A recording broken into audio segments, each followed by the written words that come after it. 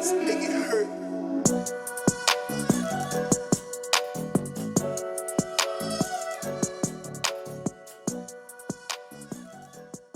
All right, so we're just going to jump in. We want to share with you.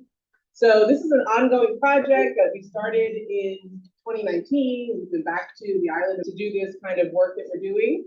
So we want this to be open. If at any point you need some clarification for what we're talking about, just feel free to raise your hand and call out, and then we'll have some activities for you later on in the presentation. So I'll go ahead and introduce myself, then I'll have my other collaborators introduce themselves. I'm Regina Deil-Amen. I'm currently the Associate Dean in the college.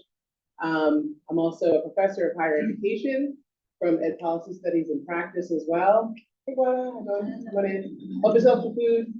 And I got involved in this project through Julio, who I'll have him talk next. He begged and begged to go on the first trip. Yeah, I like that. We had no funding, but I'm so happy that I decided to say yes and go anyway. I was very reticent and needed to rest, but it's been one of the most rewarding experiences in my career. So, Julio. Yes, I'm Julio Cammarota. I'm a professor in teaching, learning, and social cultural studies. It's so good to see colleagues and students here. Thank you very much for showing up. This is work that we have been doing. I started working with the University of Puerto Rico in probably 2002. I started working with them. And I've been going on and off almost every summer, every other summer, something like that. I don't know what the exact pattern is, but every other summer since 2002. And yes, I begged Regina to come to Puerto Rico and be involved with this program, which we'll talk about later. But thank you very much for attending our talk, and hopefully we'll learn something about Puerto Rico, and we'll learn something about the Puerto Rico undergraduate students. And hi, my name is Dr. Domínguez. I am an assistant professor in the Teaching, Learning, and Sociocultural Studies department here in the College of Education. I actually was a graduate student when this work first came to me. I was at Arizona State University. I had already reached out and was doing the Inequities study with Dr. Cammarota. And at the time, I was really interested in exploring art-based inquiry approaches. And he was like, it's so weird that you reach out to me because I'm starting this project. You're in the Puerto Rican diaspora. And we're interested in doing that same type of work. Would you, by chance, be interested in co-authoring a introduction to our special issue? Again, as a graduate student, very little publication opportunities, very little research opportunities that are sometimes available. And so I just felt like, oh my God. You know, like this is a sign. This is a sign. And so they took me under their and since then, our relationships flourished. And then, as you'll hear later, I was able to collaborate on the second iteration of the project where we revisited Puerto Rico in the past year. So excited to see all of your faces, both new and familiar, and we look forward to sharing more about the project today. So let's start by explaining what cultural artifacts are. And we use these cultural artifacts. Okay, so we use cultural artifacts as a way to bridge community and learn about the people that were in the room. So in this case, cultural artifacts were a tool to express in the center of lived experiences as a legitimate starting point for our research. As a definition, cultural artifacts are tangible objects, tools, or items that hold significance within a particular culture society, representing its values, beliefs, and historical experiences. They can range from ancient relics, artworks, and manuscripts to modern day items, such as photographs, clothing, or technological devices. So the cultural artifact that I will be doing my introduction here today with is el pilón. Where's the el pilón? Pilón. All right, so this is something that's very commonly in Puerto Rican households. This one in particular was passed down from my abuela, who lives in Rio Piedras, Puerto Rico today. Still cooking and determined to clean and cook and serve, even though she's 85 years old, and yeah, she's a fierce woman. So this particular, you might see, could be used to make mofongo, which is a dish of plantain, garlic, and onion, and other proteins that you might include in it. But as you would imagine, it is a tool to mix things and put things together. And I think this particular artifact very much represents my identity in the sense that I also come from a mixed identity. My father is Puerto Rican. My mother is an Anglo-European, mostly Scottish descent. And so I grew up in an interracial home. And again, a lot of us, especially who grew up in America, who have ties, especially in our immediate family, to certain cultures, sometimes we find a sense of longing. A longing, maybe it's for language, maybe it's for food, maybe it's for the artwork, or for the history, or for some of the cultural customs that we may not always be able to embrace in our daily lives as we live here and navigate living in the United States, be it second, third, fourth generation, right? And so I was very, obviously this was something that was very special to me. It represents the food, it represents the culture. I hang it proudly in my kitchen for anybody who sees it. Because it represents a part of me. And I was looking a little bit more into this, and I actually found that this particular device can be traced back to Egyptians, and they would actually use it to make medicine. And that made me think about how food can be medicine, how culture is our medicine, how art is our medicine. And it is only a medicine to the mixing of different things, the mixing and the combining of different materials. And so that is what I bring to you today, to share a little bit of who I am and who I aspire to be. So I will pass it off to Regina. Okay, thank you, Ashley. And so we're introducing our cultural artifacts in an effort to model for you what we did with the students in the first days of class. And you'll see here, these are images of Hurricane Maria. So we came in to the class asking students to bring cultural artifacts that represent their lived experience with coping with the hurricane, other natural disasters, climate disaster, economic, poverty issues, et cetera, right? And so we focused the first visit that we did on the hurricane. So that's the reason why we're going through this with you, to demonstrate what this might mean for us as well. So for me, I brought in for my cultural artifact the very tasty empanadillas that you're all eating over there. Please have some more. And so that's something that my abuela had passed down this recipe, among others. So it's an example of my family. I'm also of a multiracial background, and the Puerto Rican side of my family came here back in 1917 when they first did come to the continental US because of laws and policy. And so we've been here for several generations. So in addition to this piece of culture, I also wanted to emphasize cultural loss, right? So as a result of being here for multiple generations and the experiences that they went through landing in New York City in Spanish Harlem, this is another artifact. It's a book by Kiara Alegria, and it talks about her experience being multiple generations out and growing up in Philly with her family, and her mom was Puerto Rican as well. So it's a Pulitzer Prize winning book, and something that I felt like I could write parts of this book. So I very much related to it. And so these are my two cultural artifacts. So I'll pass it on to Julio. Okay. So does anyone know who this guy is? Oh, the bobble rock. Yeah. Clemente, yeah. So I got this because another Puerto Rican professor, Luis Moll, told me where to buy it. It was actually at a Safeway, I think it's Safeway on the west side. He said, they're selling Roberto Clemente bobbleheads. I should have bought a whole bunch of them. I only bought one because I was on a lower salary level, so. I only bought one. But every time I teach my social justice class, elementary ed, I have them bring in artifacts. I do the same thing that we did in Puerto Rico, and around identity. And I always bring in Roberto Clemente. Actually, this past time, I actually came in with Roberto Clemente jersey. So I didn't actually bring in Roberto. But Clemente is really important. If those of you, who's Puerto Rican here? Yeah, yes, okay. Those of you who are Puerto Rican know that the significance of Roberto Clemente. He's like an icon in Puerto Rico. He's an icon because he's one of the first Afro-Latino ball players to play in the major leagues, but also because he was a humanitarian, right? He died going to El Salvador to bring earthquake-like materials and supplies, relief supplies for those that were suffering from an earthquake. He died in a plane crash. So just the fact that he's a super icon in terms of Puerto Rican identity, but also his humanitarian side, I'm able to really identify with him. I'm also mixed race Puerto Rican. I have a Puerto Rican mother, an Italian father.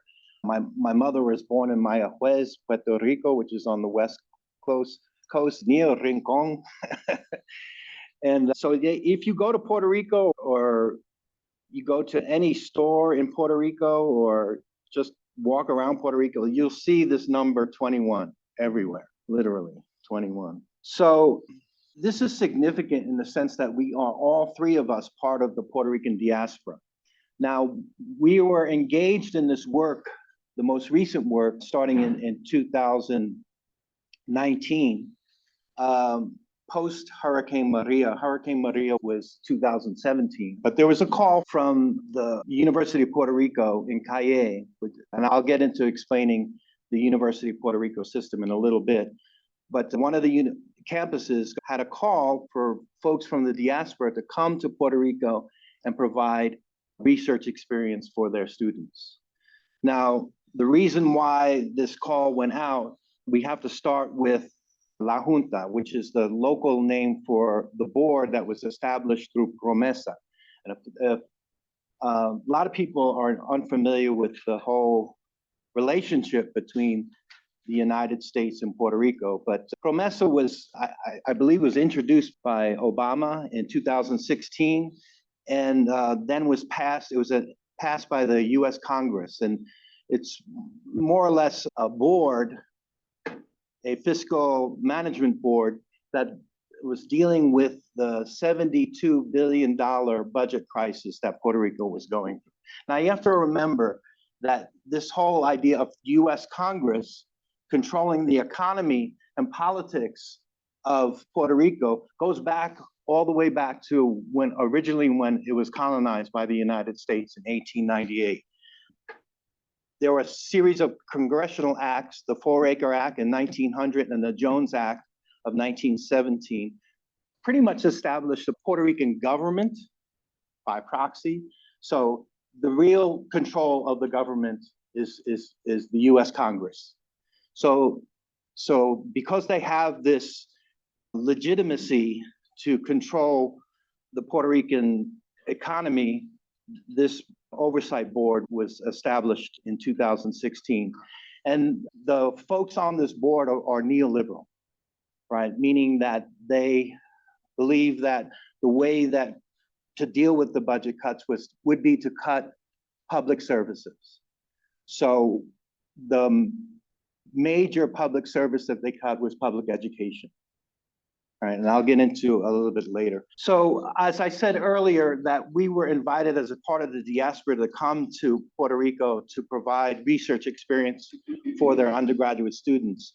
This was through the Antonia Pantoja program, research mentoring program.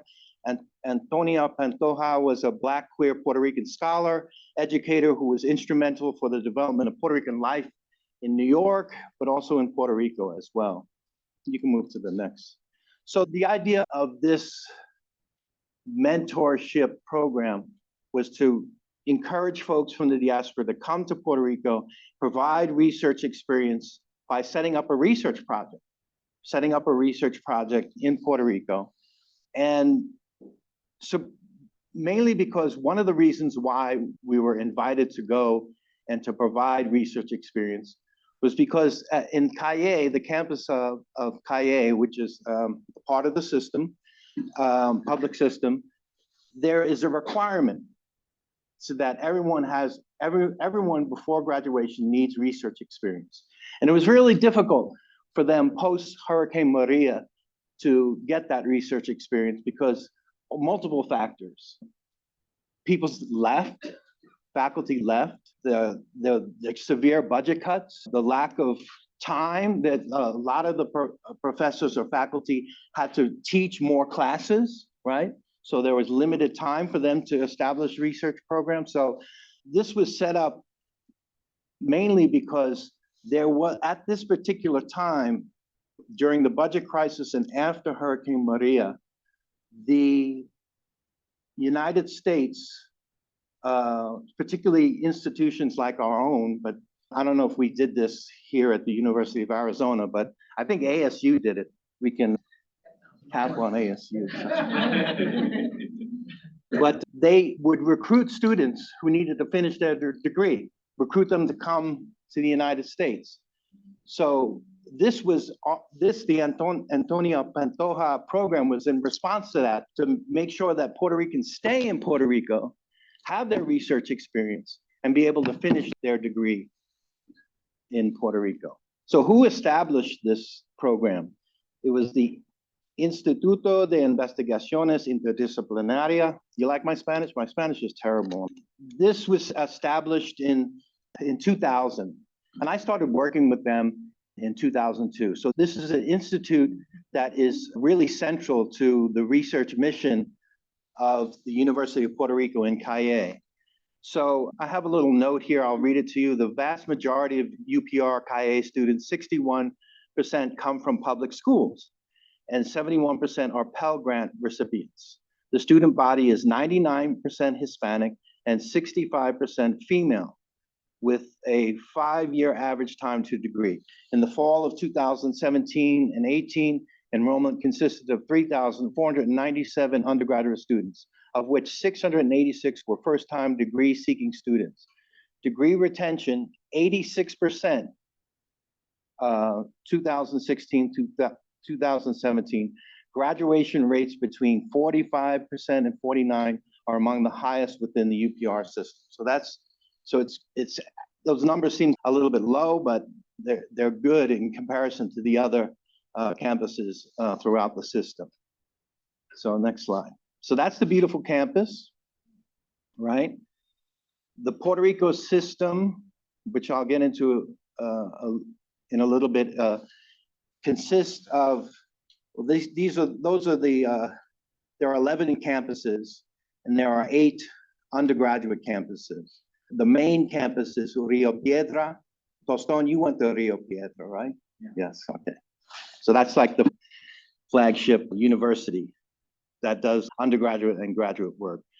But you have to keep in mind that when the junta started cutting budgets and cutting the Puerto Rican public education system, there was no other government agency funding has been cut as much as the budget of the University of Puerto Rico. The UPR's general fund allocation has been reduced from 911 million in fiscal year 2017 to 466 million so that's almost like 48% reduction. That's huge. I don't know how they survived, to be honest with you. I don't know how they survived. There has been talk recently about closing some of the campuses, and I'm sure that some of the campuses have been closed. I don't, you know, they're all open. Yeah, so not replacing the professors is part of the reason that left the gap in students' research training. Right. Undergraduates, especially those seeking graduate education. Yeah. So that's the context that we were working in, that we were invited to participate as Puerto Ricans to come and help the public education system. Okay. So, you know, with my background in participatory action research, we decided to do a PAR project in Puerto Rico. Now we're back and forth. We've had a discussion, and maybe this is something that you can help us settle, but we started calling it undergraduate participatory action research because we were working with undergraduates as opposed to youth. But to me, the students still seem young. So I still think they still seem like youth. And we would say that to them and they would agree that they were youth, right? So a part of our approach is self-reflexive student. This is why we did the artifacts. It's PAR process is a lot about identity. You reflect on your own identity, your own experiences. And this particular project that we started in 2019 was a project where we wanted to understand their experiences after Hurricane Maria. So those of you familiar with participatory action research, and I see a couple of my students from my course I'm teaching now on participatory action research, but it's the researcher and the research are one and the same thing. So we had the students, the undergraduate students, research their own experiences dealing with Hurricane Maria, post-Hurricane Maria. This is also applied knowledge. We draw from this idea of funds of knowledge for social justice, taking this is something that I wrote with Louise Moll, this whole idea of cultivating funds of knowledge instead of drawing the already existing funds of knowledge, creating new knowledge, like young people creating new knowledge that can be applied for social justice. And also this idea of creative resistance. We used a lot of creative tools, but tools that can deal with certain problems creatively, like through art, through poetry, through spoken word, through music, videos. But we put this idea of resistance along with creativity because we realized the students were resisting the colonization that was happening in Puerto Rico. But we call it creative resistance because they were moving beyond just responding. They were coming up with alternative ways of living, alternative experiences. So that's why we call it creative resistance. And then finally, this model of participatory action research is modeled after my class that a couple of my students, as I said, are here from this class. So this idea of participatory action research in schools and communities, which is the class I'm teaching, which is TLS, a plug for TLS 418, 518. So there we go. All right. And one thing we want you all to think about as we go through our process is expanding this type of class in TLS, where we do participatory action research, into gen ed spaces, right, to serve other majors perhaps, right, so all those kinds of things as we move through. Please keep that in mind. And I just wanted to highlight, this is a model that we put forth in our introduction in the special issue called The Art of Transformation, just to highlight the process of creative resistance and using the metaphor of an arc of a rainbow to show and illustrate some of these creative processes that young people engage in. And obviously not to romanticize the rainbow, because the rainbow can obviously have very much a positive connotation, but at the same time, a rainbow only is possible after storm, after rain, after turbulence, which is depicted here by depression, systemic and structural inequities of thunderclouds, lightning, and rain. However, we were able to incorporate different processes, actually pulled from another model of principles. I think you're Cammarota and I et al. In 2012, and then also Rodriguez and Brown, 2009, guiding principles of participatory action research.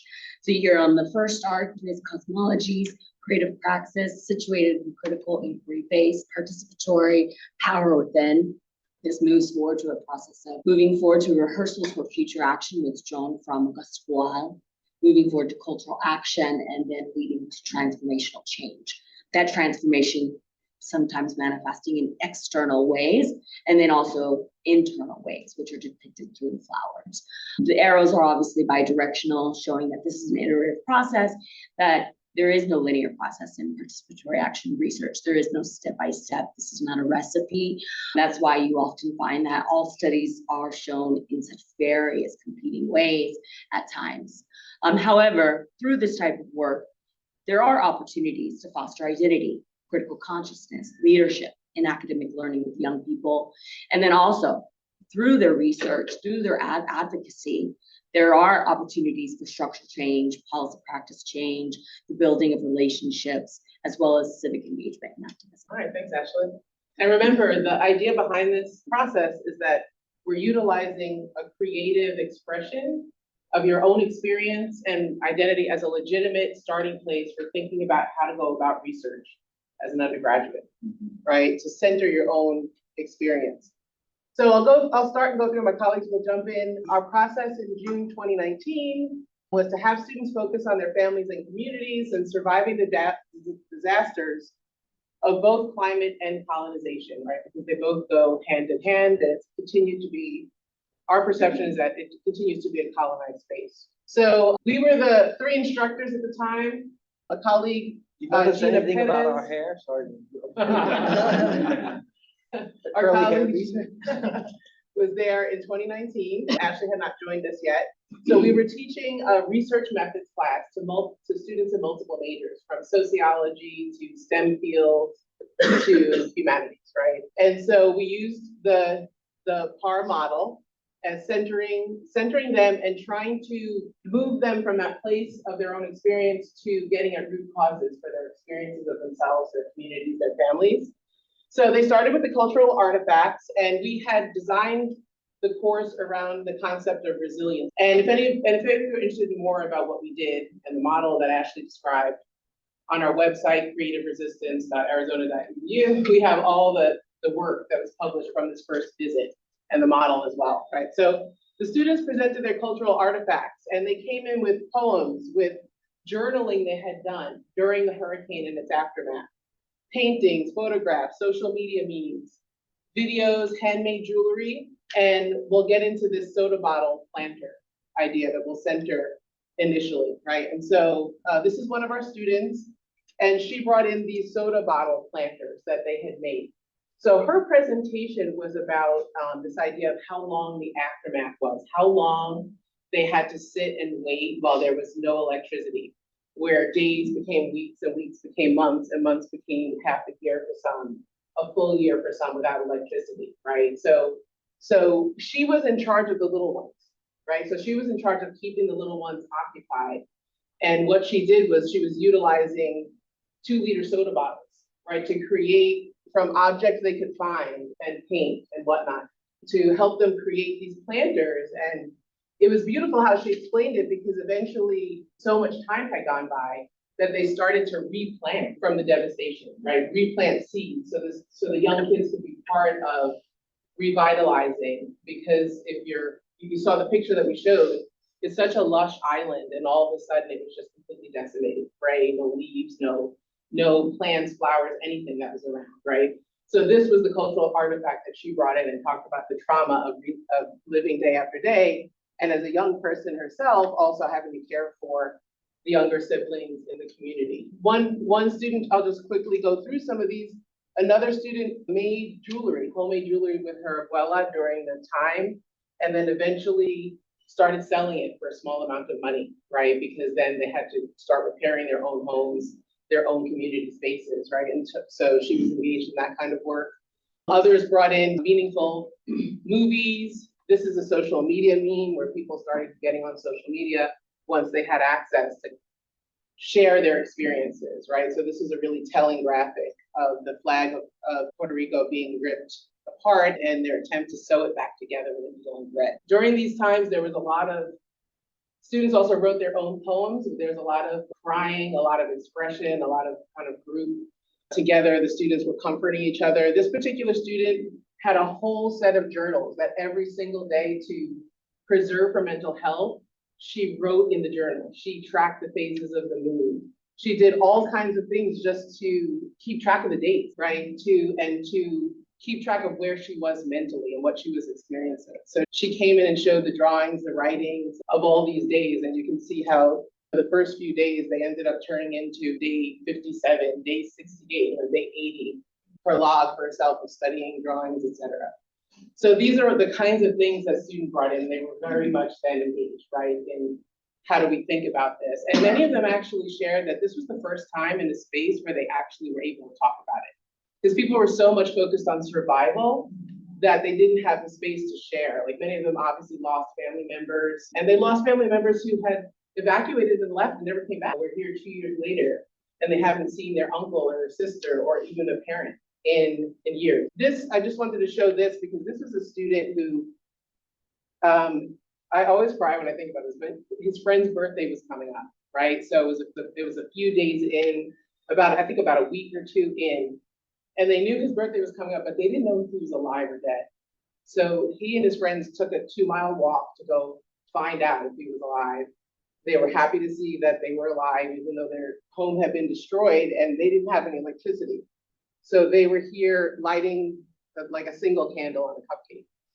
And he talked about how just being able to celebrate that was such a change from the day-to-day, that they had been going through with the hurricane. And then I thought this was funny because then he said, then we all played Monopoly. And I was like, oh, shit, oh, God. That's all it's that, right? Like, we were like, we'll get into that later. Okay, this one particular student, I'll just briefly say that she ended up being one of our published students. She ended up turning this experience into activism. She was very much active throughout the next couple of years of her undergraduate career in the movements that were happening. I'll say once we left in June, you'll know that the whole island went into a resistance mode, and we say that was because of us. All that happened in July, right? So she was really devastated by what I talked to you about, is like the sort of how different the scenery looked for her and how depressing it was. So she used her skills in art to draw for us her feelings about that imagery, right? The grayness, the lack of vegetation. So during the time Julio kept working with the students throughout the course of the next year, we were able to present at a conference the following November, and she presented her artwork. And what she did at that time was she presented a renewed image of what the campus then looked like after those number of years, and representation of her artwork again, like being in a better space, right? So she was still keeping with that creative theme, even years later, even as she was applying to grad school and writing up these academic articles. And she talked about, her and the other student who presented with us talked about how nourishing that kind of involvement in art had been throughout the whole time. Okay, so this is just letting you know that in addition to the methods we spoke about, our colleague Gina Perez had infused feminist ethnographic work with the students into our coursework, right? So this is where, in particular, Afro-Puerto Rican women and the ideas behind how you do research collectively, how you make it relevant to your lived experience, et cetera, right? So we were doing this kind of infusion as well. Okay, so we have the students going out and practicing field work, right? Doing interviews, doing observations about their chosen topics as they developed. We borrowed from indigenous methods, sharing circles. So bringing the students together, you'll see I'm in none of the pictures, so I'm taking pictures, but we have students in sharing circles, borrowing from some of the work of our colleagues here in our college. It's an indigenous method of doing focus groups, right? That really begins with and values the student's experience, and they drive the sharing circle more than the researchers drive it, right? And so we found that really fruitful in talking through how they were making sense of their field observations and the interviews that they were doing. There's a little bit of a delay. Can I ask Regina? Yeah, go ahead. How many of the students in the work that they're talking about were beginning to center, like I said, a tremendous amount of student activism surrounding just what Julio started out with? Yeah. This is neoliberal, right? Continuation of colonization and mortgaging, or just looking at something in the nation in 2021. So how much? Yeah. Obviously, much of it is trying to survive. What's the transition to, okay, now, as you said, a few months after we leave, they start moving into, all right, we're going to take back our university or whatever. Did you get a sense of that as you were listening to these stories? If you had one story. Yeah, that's a really good question. Actually, can you look at Andy? Yeah, so you'll notice throughout this presentation, we started with resiliency, right? We ended up with resistance, right? And that was part of the reason is we were introducing that concept, but not using that term. Yeah. But as students learn more about the socio-political and socioeconomic larger and broader context, which by the way, they were very much socialized about individualism, how bad the Puerto Rican people are in terms of not being able to pull themselves up by the corrupt government, like a lot of negativity, but not that kind of broader historical perspective. So the more they learned about it, there were, I would say 2 of the original 12 students became highly radicalized, like the one I showed you, and were very much involved. There was a 3rd one who was involved as a researcher, and one of our publications is about the protests, and they were actually looking at the graffiti. They not analyzed the graffiti during the protests, right? So they were very much more aware. All of them, I think, increased their level of consciousness around those things, and so they did, some of them did move into activist spaces, some of them didn't, but if they didn't, they were more aware. And that narrative changed for many of them. And for many of them, it was a very healing change because they just were suffering and they had a lot of self-blame happening. And the Wi-Fi drop. They had seen a lot of kind of finger pointing, a lot of individualism in terms of ideology. It's not connected. And so this gave them a way to better It's connected understand what's happening to us, right? And connect that reconnected it, to the broader issues. That is awesome. And that's why I'll say that in the second iteration, the students that we worked with decided along with us that they wanted to focus on their college pathway and trajectory, because they had seen this disinvestment continue in public education. One of them was very much involved in fighting and resisting on campus. They had boycotts, they had shutdowns and all of that kind of thing.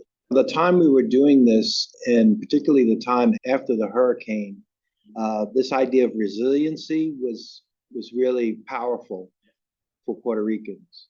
But certain scholars and Puerto Rican scholars who were critiquing this whole idea of a resilient Puerto Rico, because it fits in neoliberal logic, right? Because they want Puerto Ricans to be resilient so that government doesn't have to have any role, right? Does everyone see that? So Puerto Rican scholars clued us into the fact that we should be talking about resistance, and Puerto Ricans were talking about resistance. They created a new flag, a Puerto Rican flag. I don't know if you've ever seen it. I should have worn it. It's black and white, right? It's all in black and white, and that's a resistance flag. So that, which came after the And I'll add that we covered topics in class that related to, I'll show you here, also gentrification, right? Because a lot of the laws and policies have incentivized gentrification on the island and people coming from outside the island and opening up businesses and that sort of a thing to boost the economy, but not allowing for the same opportunities for those who are indigenous to the island. Right. So this is the process that the students went through, talking about Puerto Rico rise up, but then this idea of considering, is Puerto Rico for sale, right? And then this idea that they love the island, right? I feel like many of them had this like love-hate relationship initially because they couldn't reconcile all the sort of negative messaging that they had received, especially those I'll say that were in private education who were more like higher socioeconomic status. We had about 3 of those students. So that they talked about this initially, then they moved to this idea of hopelessness and impotence because they talked through this idea that the government neglect and lack of adequate response to the hurricane itself, right, had taken so long, had never materialized. And then they moved to this renewed hope for collective resistance and grassroots self-sufficiency. And part of the reasons why, these are some of the things that they considered that we were presenting to them, right, the larger, especially political context and socioeconomic context. And so we had an exercise on gentrification. So this is the students presenting their images. We got them together and had them draw out images of what they felt was happening in terms of that gentrification process that we had just exposed them to. So this was a very, very popular image, right, in the island during that time. Students were drawing things like this, like stepping on the US, that's the US flag there, stepping on those on the island. They were talking about being out erased, like erasing what had previously existed and like building anew as part of the sort of wealth that was brought to the island with the gentrification.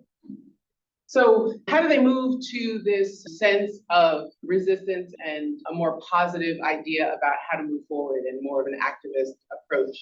So they talked a lot about the main crisis for them was not so much the hurricane itself, which was horrible, but the aftermath, right? So this idea kept coming up over and over with the exercises we were doing about living the same day over and over again with no apparent systematic help and really no end in sight, not even knowing when it was going to end, right? And so we had them share words in groups, right? And so these are the kinds of words that they initially started with in the first week or 2 of class. So impotence, torn apart, frustration, the feelings that they're disposable, they've been abandoned, how dehumanizing it is, and not prioritized, those kinds of things. And so we ended up taking them on a trip to a place called Casa Pueblo. And we recognized how much this trip facilitated a shift in their mindset, right? And so it was a turning point for them. And so this is a place up in the mountains. Is it Caguas? Is it Caguas? no, it's not. Okay, the Juntas Mountains. So we had to drive up in this, oh my God, it was so scary, in this van, this tiny road, but we made it to the top. And we had found out about this from the Instituto directors But these students had never heard of this place, right? Turns out this place they were already self-sustaining through they were basically providing their own energy through solar. They had a coffee economy going for themselves, selling coffee.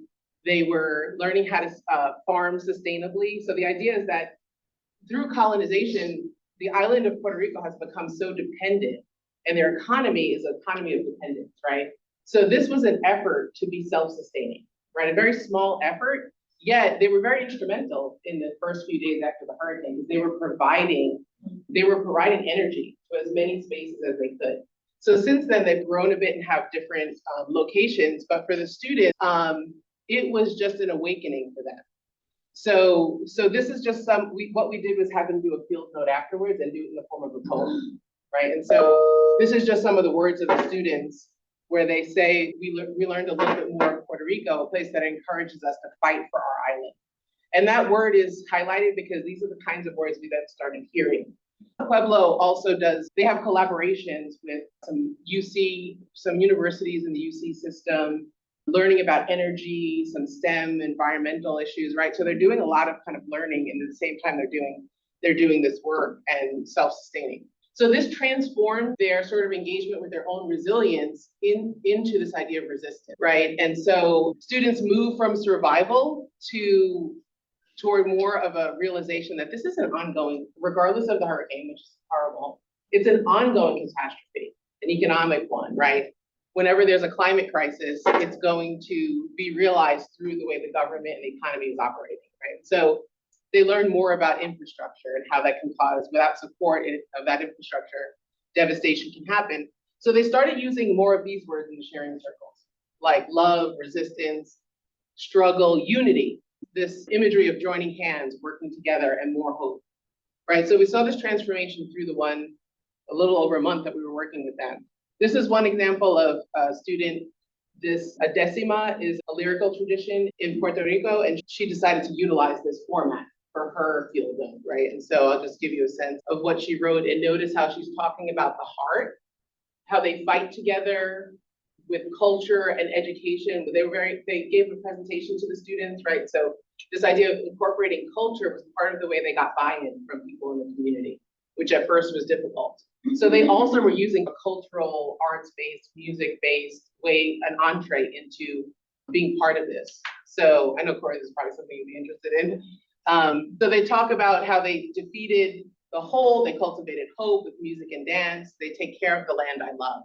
So this idea of like feeling more free to say, I do love this place and how do I think about it, started to come. So they talked a lot about the community coming together, multi-generational. They destroy the uneducated. So this realization of like, this is an education I never received in the formal school system. So they reference the cheating government with sincere message of coffee, books, artisans, all done with your hands. They take care of the land I love, right? So just one example. So eventually we divided the students into 4 groups, and they developed their own original research question and project and about the experiences of themselves and their community members. So we taught them how to do research design, set that up. And these are the projects that we ended up working with them on and eventually publishing in the special issue of International Journal of Qualitative Research in Education. So this student, Jenna Saret, was interested in psychology and going on to a psychology degree.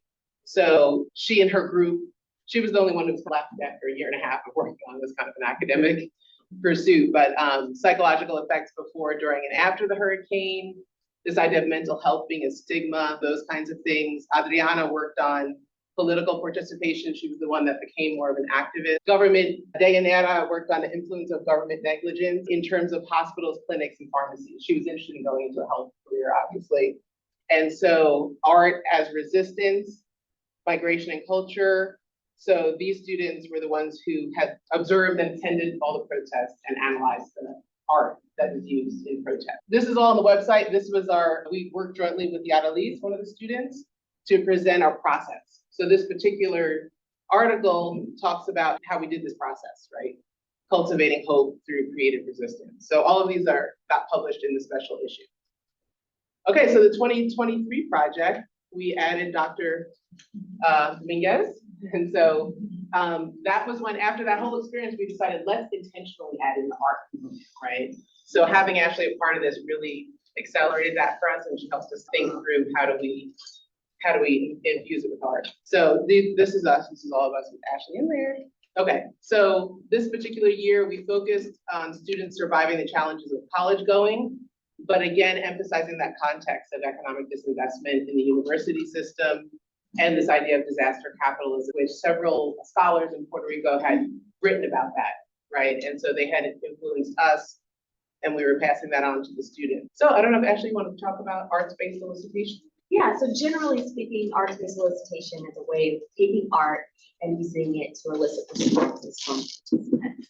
However, arts-based elicitation doesn't necessarily just have to be with participants. It can also be used on behalf of the researcher. And essentially our goals is, as we were working with this second group, is how can we pair arts-based inquiry approaches at every stage of the process, be it from the development of research questions to the elicitation or generation of data, potential topics, ways that us as researchers would document our experiences and reflect on them, also using art as an analytical tool to assess the data, to evaluate the data. And then also to think about ways that we can use art to represent the data and then eventually present the data. So again, multiple different stages, and there's so many opportunities where you can use art into that research process. Some people only choose one or two or three different areas. Some people try to infuse art at every stage of the process. And that is very unique to the researcher, to the participants, and to the wider goals of the study. So we draw on Tom Barone's conceptualization of 7 features of arts-based research and education. And in the middle, you'll see these were 7 different qualities and characteristics, rather affordances that you get from infusing art into educational research. Being one, that it fosters a virtual reality, a way to think beyond what is real or what you can see, that it opens for ambiguity and it embraces it rather than having fixed responses, that you appreciate and the nuance and revel in it, using expressive language, not necessarily having to only rely on academic forms of knowledge, but rather other ways like poetry. For contextual vernacular knowledge, again, using Spanish or using common terms that are unique to that certain population. Empathy, obviously we've seen that it very much fostered empathy in the way that people connected, and maybe perhaps even the way that you've been able to connect to some of the stories and the illustrations that have been presented here today. 6, personal signature. In that, using art-based approaches in our research allows for the researcher and our co-researchers to have almost a personal stamp, allowing to have an extra layer of creativity and to curate it in a way that feels more personal and close than what sometimes is common in traditional research. And then lastly, aesthetic form, in that it is embraced to show that creativity and that it can be presented in unique, novel ways beyond just a peer review, a journal article, or book chapter, which are also appropriate ways of dispersing knowledge, but it's not the only one of dispersing knowledge. And so these were 2 images here. I don't know if Regina, you wanted to talk about them in particular.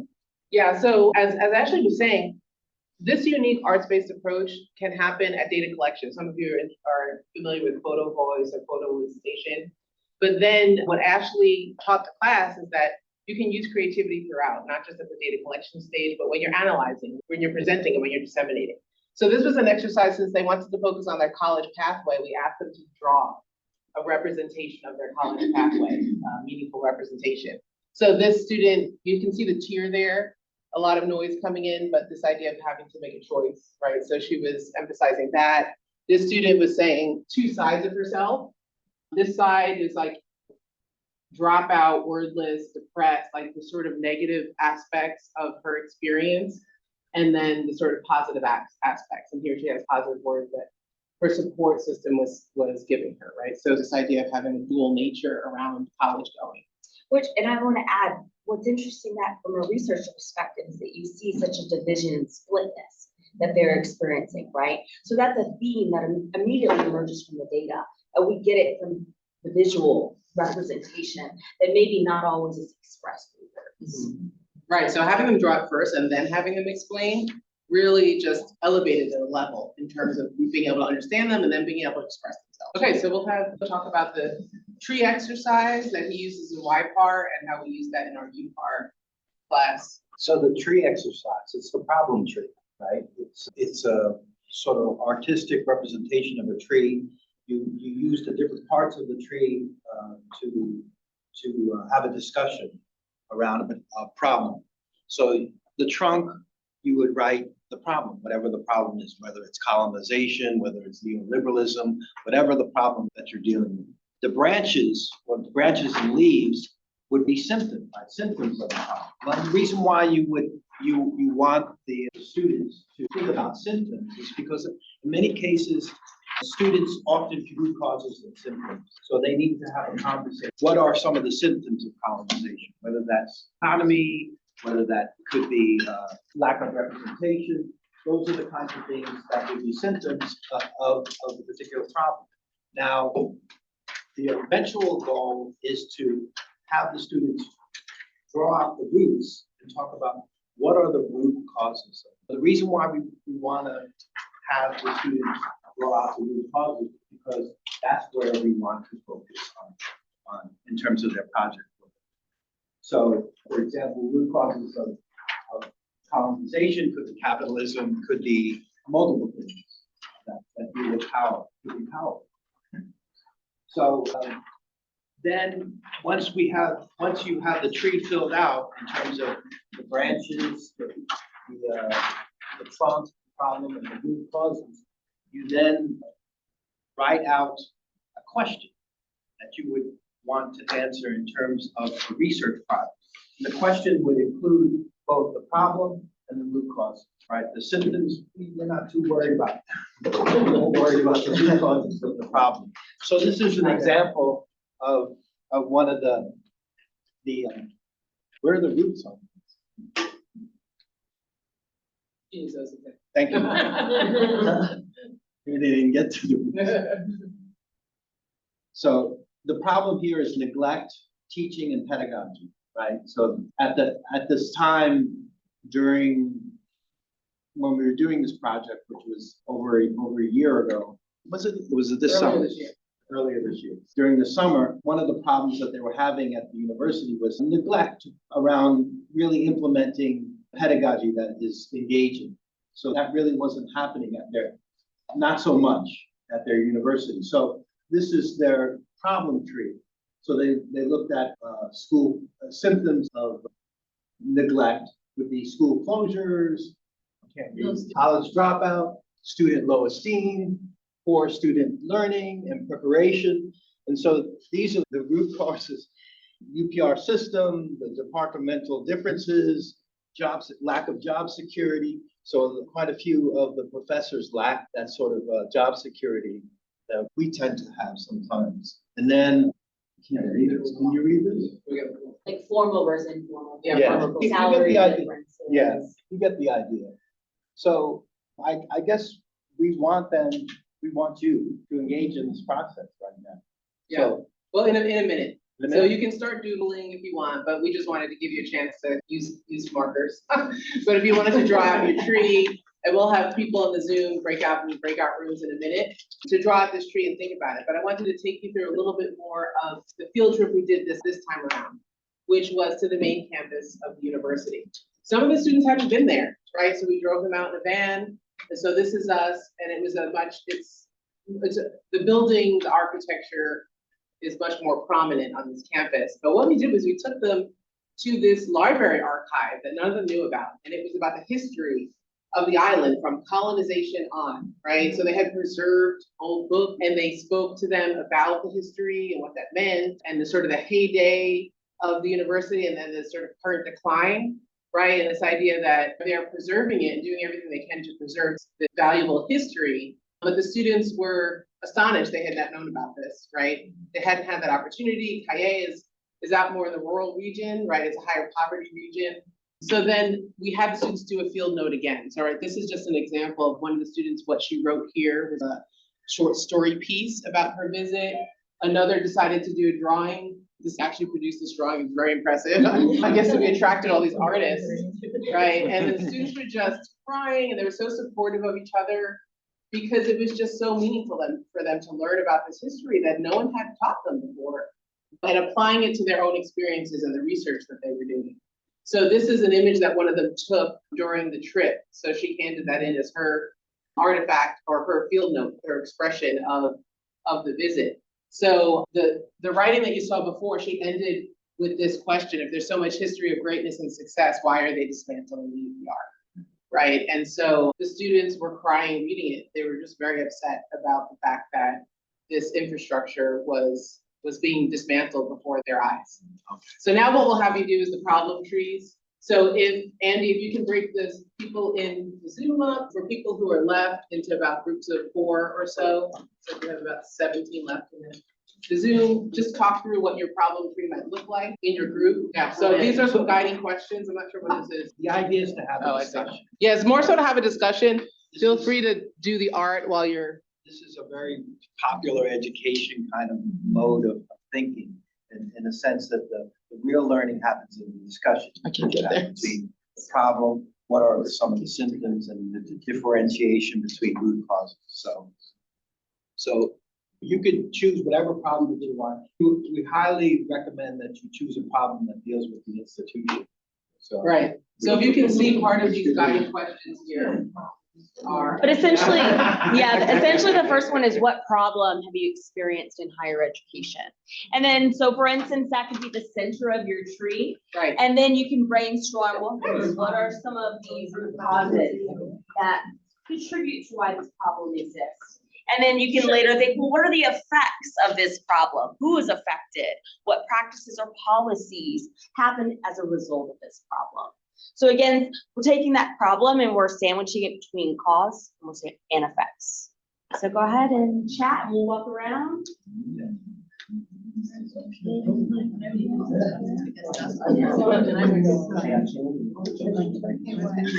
Those on Zoom are getting jam boards.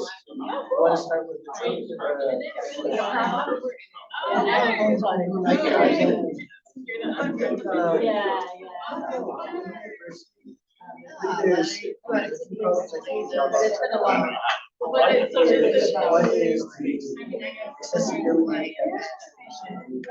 It's so awkward that it's on the screen.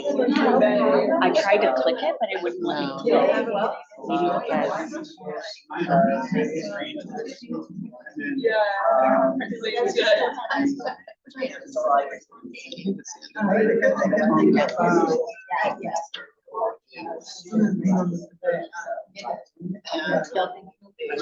I know, but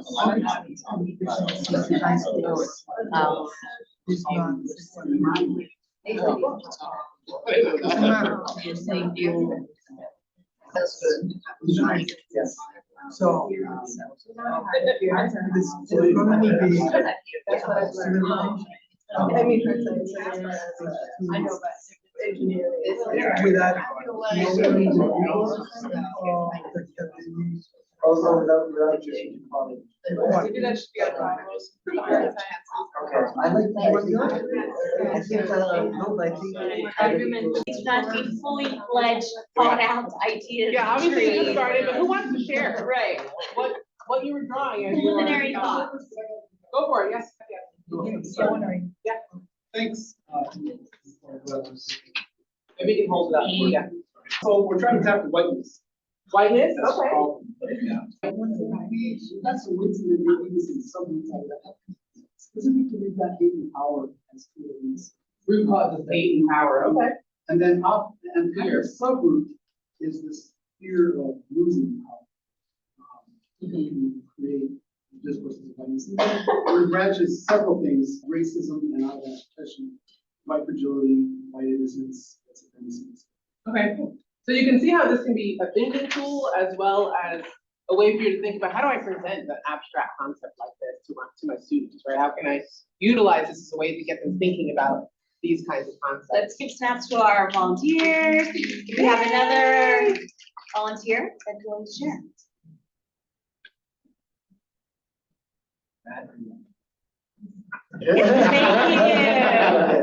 So we then have talked about underserved students and their retention at the institution. And we said because students are underserved at the institution, and which often can relate to underperformance, maybe then switching to a quote unquote easier major and starting a stigma, but also students just feel that they're not good enough to handle college. And we talked about some root causes could be the underfunding of some school systems, and the college preparation is not equal across the board and what we believe to college to be. And that can oftentimes be a root cause of glamorizing higher education and glamorizing the pathway to college, as well as some gen ed courses being known as almost speed out courses, or too challenging, where it's meant to challenge the student versus help navigate them for their first and second year. But also policy and the stress of just making sure that everything is checked off the institution, make sure that you can have an education. No, yeah, the monetization of education, tuition. Right, okay, Going up. right, preventing as a root cause. Some students from considering, even considering to a higher ed. Okay, I want to go ahead and share that. Group 3 from the Zoom, who actually talked about the problem of a lack of value of people's diverse identities. Right, so they put that as the problem, and then I think that was and then they put as the symptoms racism, resource inequities. Oh, I see. So their question is, why do higher ed institutions continue to foster whiteness? So I think actually the roots were lack of valuing identities, and so they had a similar issue that they tackled in the Jam board. Anyone else in the room want to share? Snaps for those on Zoom. Ours was related to the past two, and one of the overarching effects was silence. And so being silent and the silence around talking about issues like Gaza, anti-trans, anti-CRT, anti-DEI, book bans. But then we also said, well, this is also repression, a form of oppression. So the effect of oppression. The middle of the tree was power. Okay. And the bottom of the tree has some ability. What do we see on the next question? Yeah, part of the problem is who can express themselves, who has the power to speak on these issues and who doesn't. And then the contexts are deep, geopolitical, historical, globalization, power, but also things related to the classroom, like the capacity to engage in issues to make students able to feel like we can talk about. So, but we didn't come up with a question. Yeah. And actually I had a question about that. Does focusing on the root cause of the problem, does asking a question about the root cause of the problem too big? Like, is it too big? So if you're like, if the root cause of the problem is like power, right? Right. Yeah. Well, we'd ask them to then delineate how is power exercised, through whom, through what. Okay. But I don't think anything's too big. You're getting at the multiple layers of root causes, right? So it's a nice metaphor for considering that, right? When you think about any of these problems that have emerged. Right. And you might think of power in different kind of terms. You might think of it as policy, how policy is power. Identity is power. So asking more Position. questions to delineate exactly what you need. Yeah.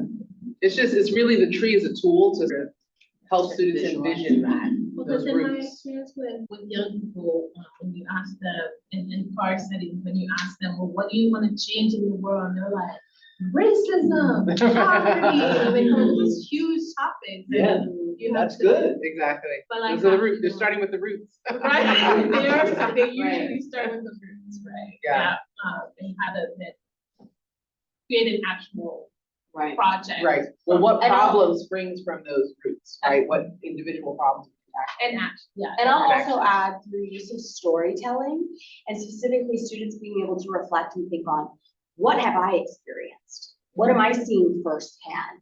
Not only with myself or with my peers or with my relationships. And sometimes being able to be that specific and contextualize it to the experience that they have gone through firsthand, it can help narrow down that research topic and ultimate question. So for, in this case, it's not just power, not just racism, but maybe it's racism within the context of higher ed, right? And then they can start to make it more specific. We only have about 5 minutes left, but we have here for you some ideas about classroom activities, and we'll share that with you.